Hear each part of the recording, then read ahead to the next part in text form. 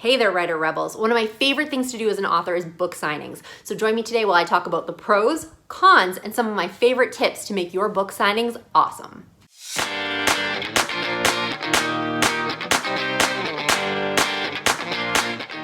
Hey there everyone, it's me, Scarlett Cole, young adult author, YouTuber, and storyteller, and I'm here today to talk about book signings.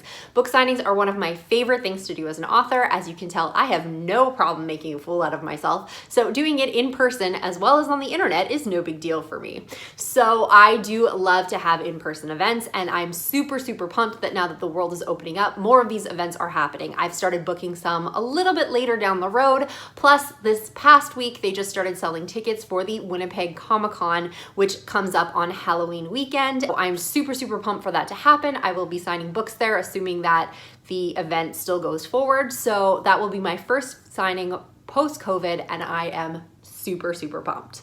Comic-Con is a bigger event, but obviously there are signings of all sizes. You could be doing something in like the craft sale, farmer's market type of circuit in your hometown or around where you are. You could be doing something at a bookstore, like at a Barnes & Noble or Chapters or McNally Robinson or wherever you are. Or you could be doing something on a much grander scale, like a Comic-Con or a convention or something that's going to have a lot of authors in attendance. But all of these events can be just as fun and just as exciting for an author, and I'm going to go through some of my pros and cons of book signings and hang around to the end where I include some of my tips to make your book signings as successful as possible.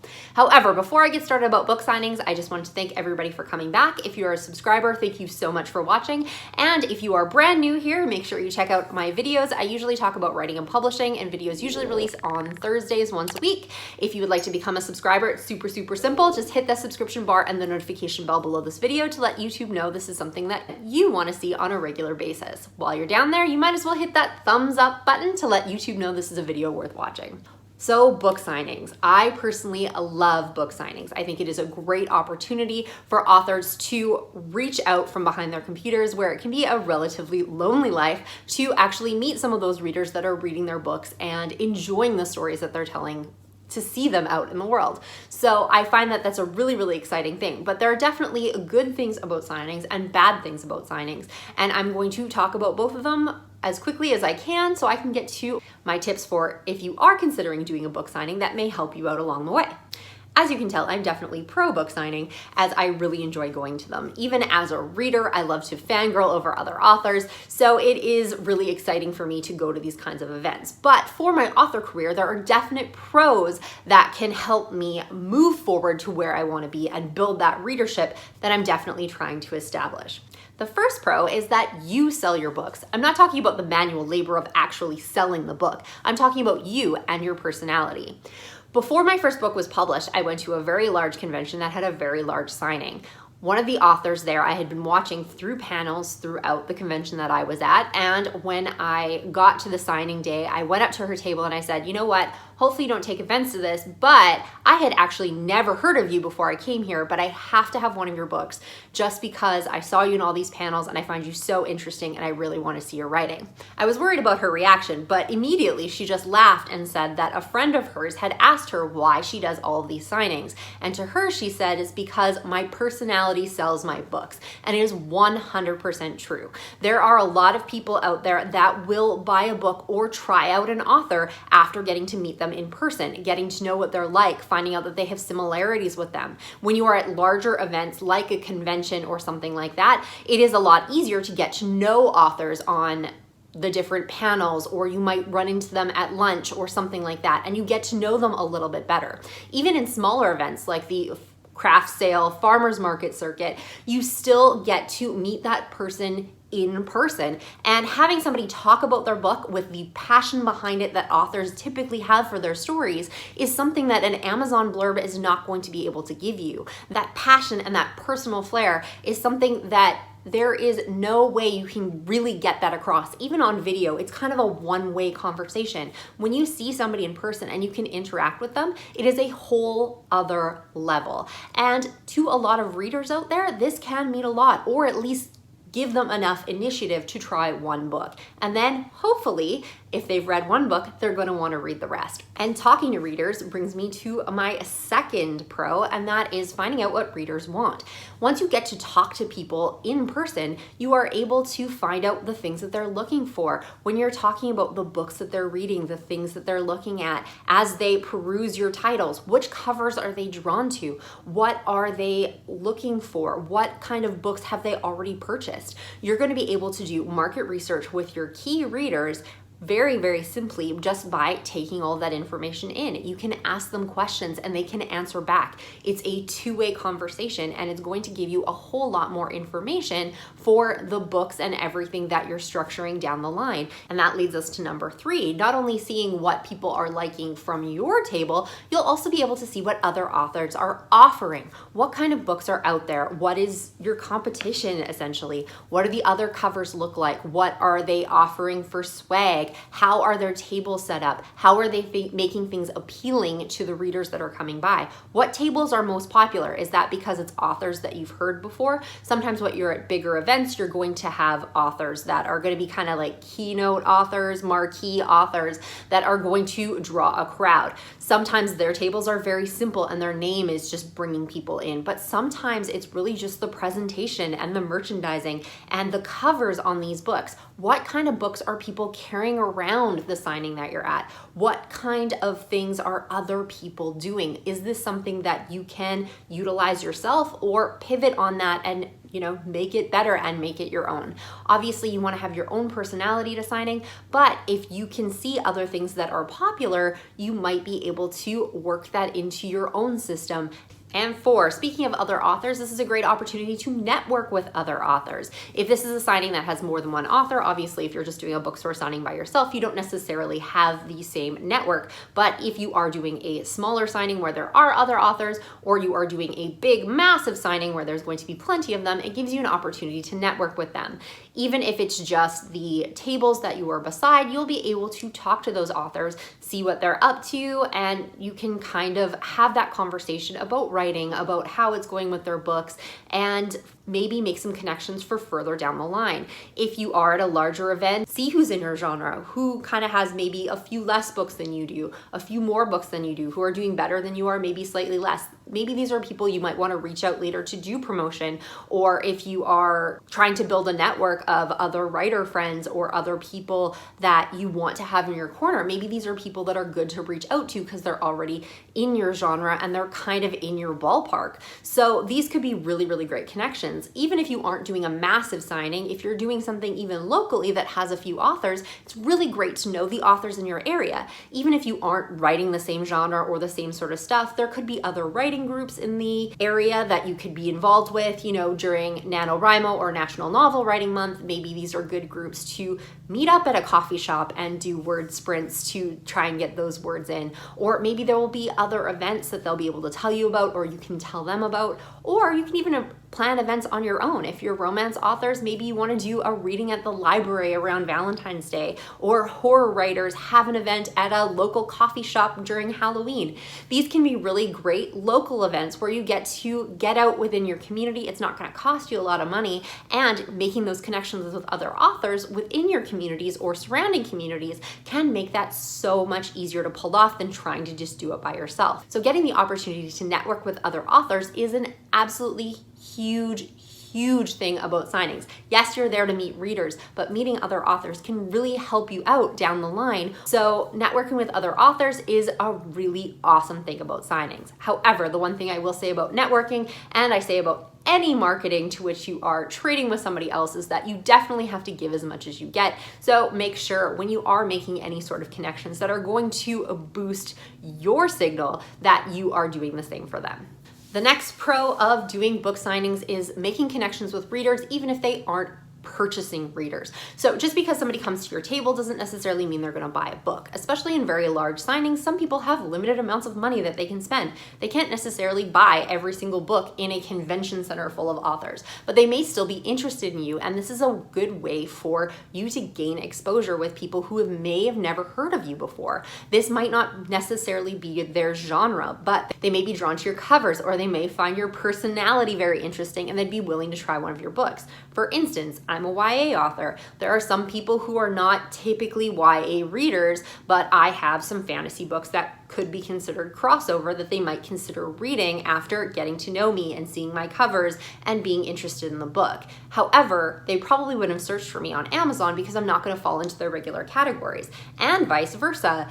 Maybe they are a typically YA reader, but you have a great sweet romance author, or you have a fantasy author that steers away from romance, therefore not going to be high steam, where people are going to want to transition into that, but they're not going to be looking for that because it's not going to fall under the young adult categories. These are really great ways to give you exposure to different audiences and make those connections. Those people may not buy a book today, but the next time they see your book, or it gets recommended to them, or they see it somewhere else, they may be more inclined to buy it. This is also a good opportunity to build your newsletter list. So if people are coming by, they may not be willing to buy a book, but they might be willing to put their email address on your list for building your newsletter. And then after a few newsletters, they might be more interested in investing in your series or your books or whatever it is that you're writing. And the last pro for doing signings is just that it's really, really cool to meet people who are interested in your books. Sometimes when you get started, especially as a beginning author, the people that are going to be praising your books are going to be like your dad and your best friend and those people. And you aren't necessarily going to be seeing readers that are reading it that you haven't actually met in real life or possibly related to. I'm not saying that you're not selling to people outside your circle, but you probably haven't run into anybody yet, or very infrequently, that have read your book, don't know who you are, and just really, really enjoy it. By going to signings, it's really cool to see those readers who want to come in and just have a book signed. It's great when they already have your book. They've already bought it, they've already read it, they already love it, and they just want you to sign it. It's really kind of cool. I remember a very large signing that I went to 2 years ago, and I was super duper pumped. Somebody came in and they were looking at my table, and I went to introduce myself, and they stopped and they're like, "Oh, I know who you are, and I've read your books. And can you take a picture with me?" And I was just beside myself. This was like the coolest thing ever. I was by far one of the most nameless authors in the room, but this person had read my stuff, and this person liked it, and they liked it enough that they actually wanted to come meet me. That was one of the coolest moments of my life. And the more books that I put out and the more signings that I do, the more opportunities I get to do this. Sure, it's a little bit of an ego stroke, but it is so cool to get to meet a reader who doesn't know you and that is enjoying your work. It's also great to make those connections with them. I have met readers who have come to me at book signings and been on my newsletters. They still email me back after a newsletter. If I say I'm having a bad day, they'll be asking how I'm doing. It is such a connection point with these readers that you do not get on social media, that you do not get anywhere else. And of course, with the good comes the bad. There can be definitely bad things about attending book signings, or things you at least need to be conscious of when you are considering signing up for book signings. The first one is that signings can be expensive. So you'll notice that I've kind of talked about larger signings most of this video. The reason for this is I prefer to do larger signings. And to be quite honest with you, I've only ever had 2 signings where I've actually made money. You're probably thinking, Scarlett, that is not a very good business strategy, and it's not, but I'll explain that in a second. I have actually done all levels of signings. I have done signings in small towns where I was at the only table where there were authors. I've done book signings of just my own books in a local bookstore out for the public. I have also done very large convention signings. I prefer to do those signings over anything else. However, they are extremely expensive because where I live, there aren't a lot of author events. We don't have a lot of events where you see a lot of authors signing. You might have the odd one at craft shows or farmers markets, but typically there aren't a lot of author type events. And because Canada is a very large country and where we're situated, it's at least a day's drive, if not more, to another major city. And there still aren't a lot of author events around there either. So we don't have a lot of opportunities to do signings. So for me, if I'm going to travel somewhere to do a signing, I'm going to make it worth it for me. A lot of the places that I've gone to do signings are big signings because I want to make a big deal out of it. And I know at that point that I'm going to be spending money on a plane ticket, on a hotel, on eating out, on all those sorts of things. And unfortunately, I'm not a big enough author right now that I'm gonna sell enough books to cover those expenses. So for me, I know going into those larger signings that I'm not gonna be making any money, and that's okay. That's a personal choice that I'm making. However, when I'm doing local book signings at a bookstore, or if I'm doing something at a coffee shop or a craft fair or a farmer's market, the costs to that are gonna be a lot lower. I'm not gonna be spending money on a hotel. Travel isn't gonna be a big deal for me. So I will expect to make my money back for those. However, these larger events, I'm not. There are authors who go to these large and expensive events and sell enough books to cover their costs. I'm not there yet, and I'm sure there's a lot of people watching this video who probably don't have the author clout yet to be able to pull that off. So it is very important to understand that when you are signing up to do a signing at a larger venue, that there's a good possibility it's going to be very expensive and you are not going to make your money back. Even in smaller events like a craft sale where you're paying $25 for a table and that's it, if people don't know who you are and you only have a book or two to sell, it is quite possible that you may not make your money back. Sometimes that's okay. You just need to go into the situation knowing that it is a possibility you may just barely break even or lose money on the event. Is this money that you're willing to lose? If not, then maybe this isn't something that you want to be doing. For me, as much as I complain sometimes about having a full-time job and not being able to be a full-time author, it does offer me the luxury of being able to afford to travel to do a signing and be okay with that cost. If this is your only source of income and you need to make the money back on this, doing large signings may not be in your best interest unless you have enough of an established name or it's going to be a lucrative enough event that you're going to sell enough books to cover all of your costs. Con number 2, if you are an introverted person, this may not be the type of event for you. Obviously, I have no problem talking to people or just putting myself out there, but some people really struggle with that and it can cause them stress and anxiety. There are a lot of introverted authors who still do signings and they just kind of back away a little bit and let everybody kind of shop on their own and only speak when spoken to type of thing. And that is perfectly okay. Obviously, the authors that are a little bit more outspoken, I find, tend to do a little bit better in a live show, but it is possible for introverted authors to do very well at signings, especially if they do have a name already in their community or with readers out there. However, if it is going to cause you a lot of stress and anxiety, maybe this is something that you don't want to do. However, there are other options like doing an online signing where it's a little bit more one way, like you can still deal with comments, but you're not dealing with people face to face, which might be a little bit better for you. But if you haven't done it, you can always give it a try on a smaller scale. And if you find out it's something that stresses you out, maybe this is something you really don't want to do. The next con of doing book signings is comparisionitis. So you can get this anywhere, and if you don't know what comparisionitis is, it's basically when you compare yourself to somebody else and it has a negative effect on you. So sometimes you'll be scrolling through your social media and you'll see how somebody's doing really well or they've hit a #1 bestseller, and you might get that little begrudging bit of jealousy. Some of these larger events can really trigger this. For example, an event I was at a couple of years ago, they put a lot of the marquee authors in one particular corner of the room.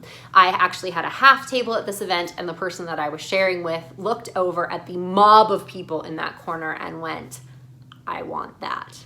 That was a positive thing for her and for myself. This is something that I aspire to. I want to be the author in that corner. I want to be the author that's sitting there that had a reader come up to them and cry because they finally got to meet them for the first time, and shrieking and being super duper excited about meeting these authors. Hopefully one day I will be the author in that corner. But for some people, this may be a really uncomfortable thing for them. They might have problems with jealousy, or even on a smaller scale, even if you are at a smaller event, you may not be the author that's selling really well, depending on where you are, depending who the audience is, depending on how much of a name the other people have made for themselves in that community, in that reader group.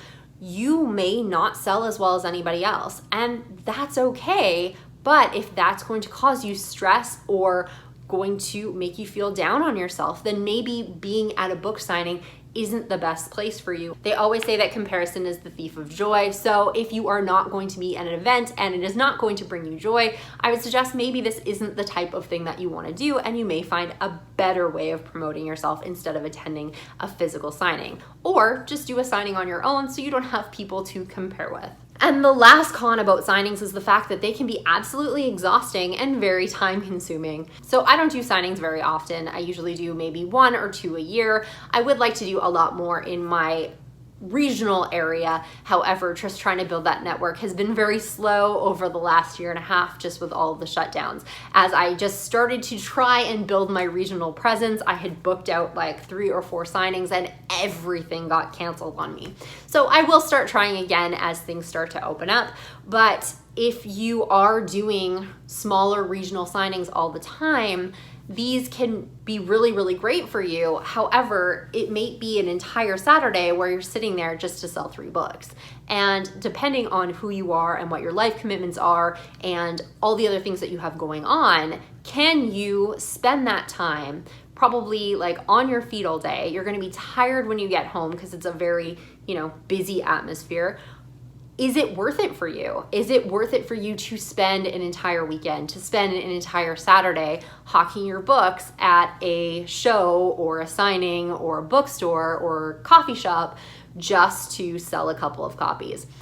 It might be worth it, it might not. That's a personal choice you need to make. I personally like the atmosphere, and I don't typically book myself out too much, but those people who are doing it very, very often or in areas that they have the opportunities to do this often might find it a little bit tiresome. So you just have to kind of know your personality and know what you can handle and what you can't, and schedule accordingly. Those are my pros and cons of book signings. Obviously, I am pro book signing. So we are going to get into some tips that if you are interested in doing book signings that you might want to take into account. I will try to get through them a little bit quick. I do have a few of them, but I don't want this video to be too long. So here we go. If you have some extra questions about them, you can always leave them in the comments and I will always answer if there's something that you need to know. Number 1, so know the cost of your books. So like I said before, I do a lot of signings where I don't make any money or I lose money on it because of the travel. However, I do refuse to lose money on my books themselves. So it is really, really important to know the cost of your inventory. Every time you order books, the cost of your book is probably going to change. Whether you order 10 books is going to be slightly more expensive than if you order 40 books because of the shipping costs. If you live in Canada like I do, there might be duties or extra taxes that you hadn't really planned on, or exchange, which can fluctuate depending on the order, even if you order the same amount every single time. So it is super important to know how much the cost of each of your books is. If you are going to an event where they are handling the payment stuff for you, are they charging you a commission on that? That should be in the cost of your book for that event. If you are going to an event where you're using something like PayPal or Square, that is going to charge you a little bit off of the sales price. You should probably account for that into the price of your book, or price of your book plus selling costs, whatever, to find out what that cost is for that event. The really important things about that is A, setting your prices appropriately. If it's gonna cost you $10.50 to bring a book in, you don't wanna sell them for $10. That's not going to make any sense. You don't wanna sell all your books for 50 cents a loss every single time. It's not gonna do you any good. The other thing about that is when you go to events like this, you can often offer bundles, or some people will negotiate with you of, hey, I will buy all of your books if you'll give me a discount. If you do not know what the costs of your books are, you could be in a position where you sold a whole ton of books, but you sold them all at a loss. So you didn't actually make any money off of that. You may make the choice to do that just for the exposure, just to gain a new reader, or whatever your choice may be. If you go into that knowing that you're losing money, it's one thing. If you go into it and just lose money and have no idea that you're just throwing it away, that's a whole other thing. I typically keep a list when I go to an event of what my cost is per book and what my selling cost is to give me a total cost per event. And then that way, if I have to make on-the-fly decisions, then I know what the costs of my books are. If you're also looking at event costs, you could factor in the cost of swag. That's all those bookmarks or pens or something like that. If you do not want to do that, I totally understand. Sometimes people just like to do swag, but you could actually factor that in of, hey, these are the costs of my books and I spent $50 on swag. So to break even on this event, this is how many books I would need to sell.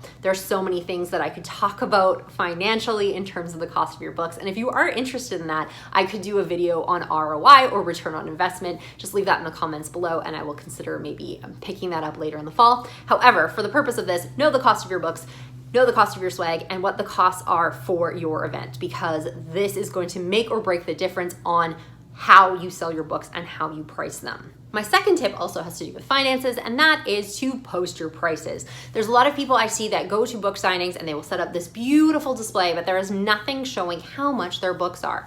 Most people kind of have an idea. It's pretty much going to be anywhere between like $10 to $15-ish.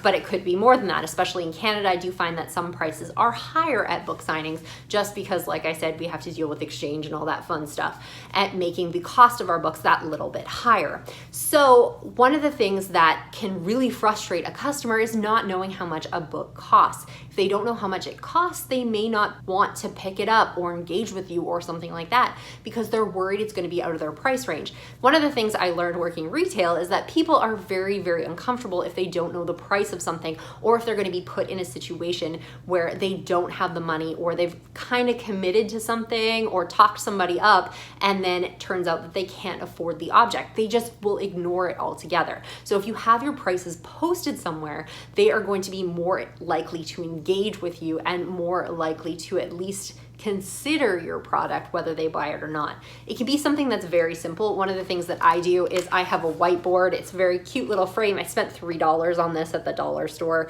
and I just write my prices in. I like to have it on a whiteboard because I can change it. So if I'm doing an event like, for instance, the Comic-Con that I'm doing, it is a 3-day event. If I get to the last day and I still have a lot of books to sell, I can take a look at the costs of my books that I figured out from tip number 1, and then I can change my prices on my whiteboard to offer a last day deal or bundle deal that I wasn't offering throughout the weekend. However, if I've done very well, I might not want to change the price on any of my books. So this gives me the opportunity to change it. You can do something also very simple. You could have a post-it note on your display books showing what the prices are. You can have them listed on a piece of paper in front of you. Personally, I like to have something that looks a little prettier. Obviously, I write a little nicer than I did here, but it just shows people what the cost of the product is and they're more likely to engage with you. And my third thing that I have to say on finances is bundle pricing. So a lot of people are very interested in buying things in bundles. You can do first in series bundles by taking the first book of every series, but one of the ones that tends to do the best is if you have a completed series or as many books in a series as you have and offering them at a slightly lower price to buy all of the books at that point or an entire series. If you have omnibuses or omnibuy, I'm not really sure what the plural is on that, you can also offer those at book signings as they tend to do very well. When you're stocking your inventory, your first in series are probably going to do the best and the most current book is probably going to sell better. A lot of authors that I talk to tend to cut back on their second and third book in a series and really focus on that first book, as you're probably going to be picking up new readers who haven't seen you before and will need to start at the beginning. But you do have your latest release for those people who do know you and just want to get the latest book. Connecting with readers is also really, really essential with picking the books that you want to have at your signing. When you have a very large catalog, it can be really difficult to have every single one of your books there, and depending on how big it is, it might not even be possible. So one of the things that I really like to suggest is there's some of the larger signings, if you do get involved in some of the larger signings, are now going into a pre-order system, which will basically, you create a Google form and say all of the books that you have, and people can pre-order those books. Whenever possible, utilize the pre-order form. First off, it's going to isolate the books that are more popular. So you're going to find out the ones that people are most interested in off your list. On the pre-order list, you can offer books that you're not even planning to have there because you can order or just have those specific copies for those people who have ordered them. They pay ahead of time, so you know those sales are in the bank and you don't have to worry about having books there and them not actually selling because they're already pre-sold, which is really great. And it's going to be able to help you tailor the inventory that you bring as much as humanly possible. So using those pre-order availabilities is really, really great. Not every signing is going to do that. A lot more regional things won't, but if you do get into very large signings, they oftentimes will have pre-order opportunities or a post or something where you can attach a Google form for your pre-order. It takes a little bit more work up front, but it guarantees that you have some sales going into it. And depending on who you are as an author, you might actually be able to pay for your table or pay for being at the event before you even get there, which can be a great opportunity for you. Now, once you get to the event, there's a few other tips that I also have. One, dress appropriately. It may seem very simple, but a lot of these event spaces are going to fluctuate a lot in temperature. It might be pumping air conditioning in the morning, but once you get a huge flux of people coming in, it starts to get baking hot. So if you dress in layers, it's going to be definitely beneficial for you. Plus, sometimes there isn't any air conditioning, so you're just gonna be dying right off the bat. Make sure that you dress in layers so that way you can strip down or dress up accordingly. Secondly, you're also going to want to dress comfortably. You're going to be in this space for a long time, possibly moving around, possibly bumping into other people.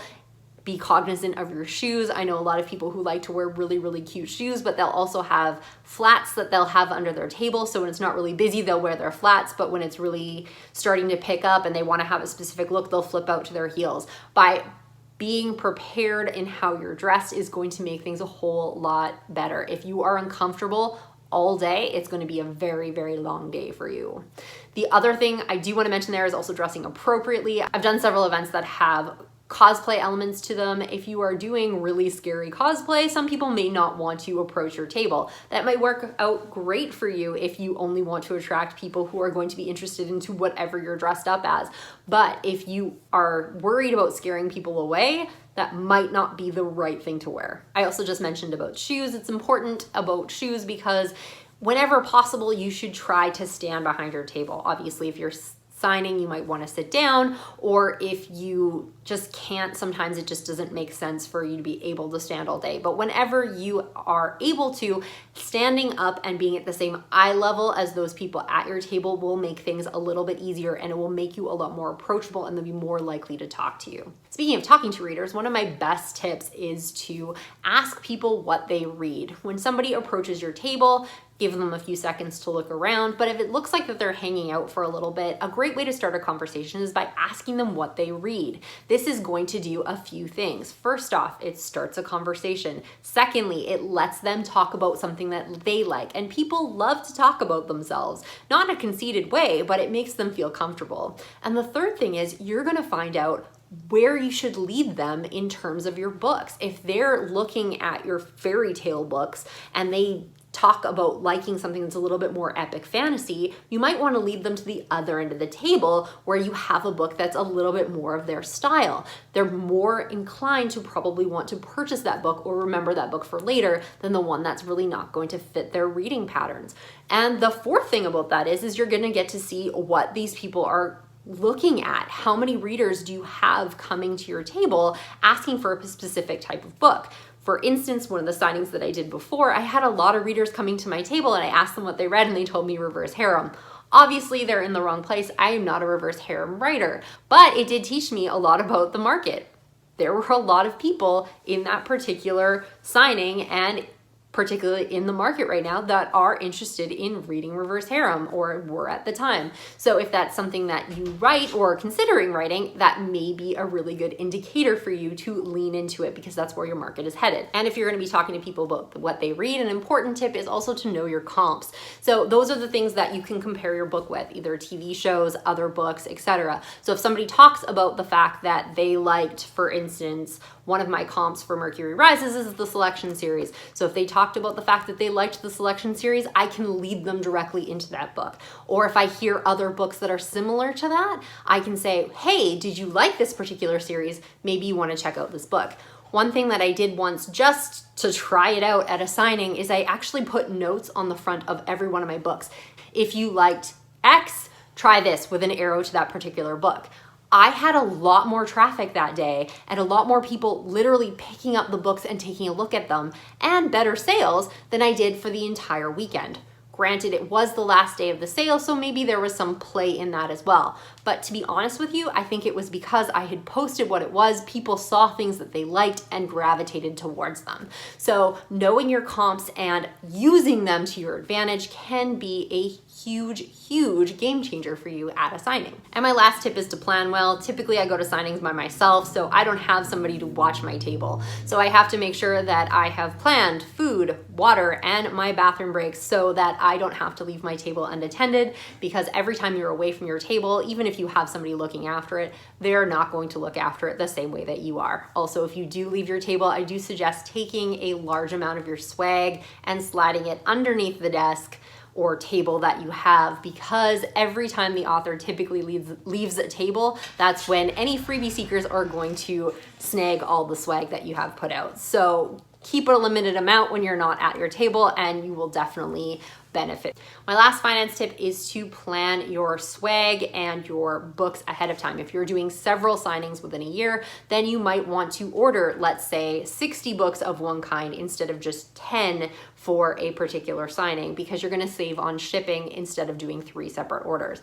Also, if you're going to be using the same sort of swag, you're probably going to get quantity discounts for printing if you're doing bookmarks or whatever, larger quantities than doing smaller quantities and paying every single time. All right, so those are my pros, cons, and tips on book signings. Hopefully this is something that you're gonna wanna do, and I will get to meet you in person one day, but I do love book signings. And if you ever happen to be on a signing where my name is on the list, definitely stop by my table, as I would love to meet you and let me know that you have seen me on YouTube. So thank you so much for watching. If this is something that you liked, make sure you're hitting that thumbs up button to let YouTube know this is something worth watching. And if you wanna be a subscriber, I would love to have you, so make sure you're hitting that subscription bar and the notification bell below this video. Thank you so much for watching, and I will see you all next week, and hopefully out on the signing circuit.